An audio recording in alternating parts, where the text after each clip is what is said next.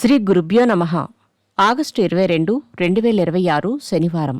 శ్రీ పరాభవనామ సంవత్సరం శ్రావణమాసం దక్షిణాయనం గ్రీష్మ ఋతువు శుక్లపక్షం మఖకార్తె.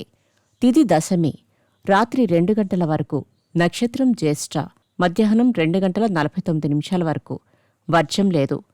దుర్ముహూర్తం తెల్లవారి 5 గంటల 52 నిమిషాల నుండి ఉదయం 7 గంటల 30 నిమిషాల వరకు. రాహుకాలం ఉదయం 9 గంటల నుండి ఉదయం 10 గంటల 30 నిమిషాల వరకు. శుభ సమయం ఉదయం 7 గంటల నుండి ఉదయం 8 గంటల వరకు.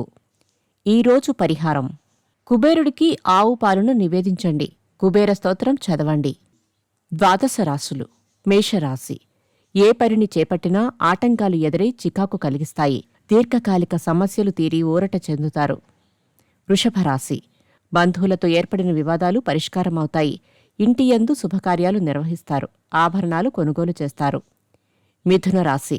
నిలకడలేని గెలుపు కన్నా దైవాన్ని బాగా నమ్ముకుని లాభపడతారు. కలిగిన దానితో తృప్తి పడతారు. కర్కాటక రాశి. ఇంట్లో ఒకరి ఆరోగ్యం ఆందోళన కలిగిస్తుంది. పాలసీ రెన్యువల్ పట్ల అప్రమత్తత వహించండి. సింహరాశి. ఎల్లవేళలా సలహాలను తీసుకునే వారి వద్ద కాకుండా మరొక నిపుణుని సలహాలు తీసుకోవటం వలన లాభపడతారు. కన్యారాశి. భాగస్వామ్య వ్యాపారాలు అభివృద్ధి చెందుతాయి. రాజకీయ రంగంలోని వారికి ప్రోత్సాహకరంగా ఉంటుంది. తులారాశి. ఆర్థికముగా పరిస్థితి బాగున్నా ఖర్చు అధికమవుతుంది.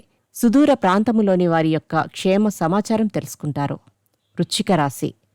ఇతరుల కార్యకలాపాలు వారికి సహాయ సహకారాలు అందించడంతోనే కాలం గడుస్తుంది. క్రీడలో రాణిస్తారు. ధనస్సు రాశి. జీవితంలో ముఖ్యమని భావించే కార్యక్రమాలను ప్రారంభించడానికి విశేషంగా కృషి చేసి కొంత పురోభివృద్ధి సాధిస్తారు. మకర రాశి. బాధ్యతాయుతంగా ప్రవర్తించి కార్యాలయంలో గౌరవం పెంపొందించుకుంటారు. ఆర్థిక వ్యవహారాలు మధ్యస్థంగా ఉంటాయి. కుంభరాశి. మీలో దాగి ఉన్న నైపుణ్యం వెలుగులోకి వస్తుంది. కుటుంబ విషయంలో కీలక నిర్ణయాలు తీసుకుంటారు. మీనరాశి.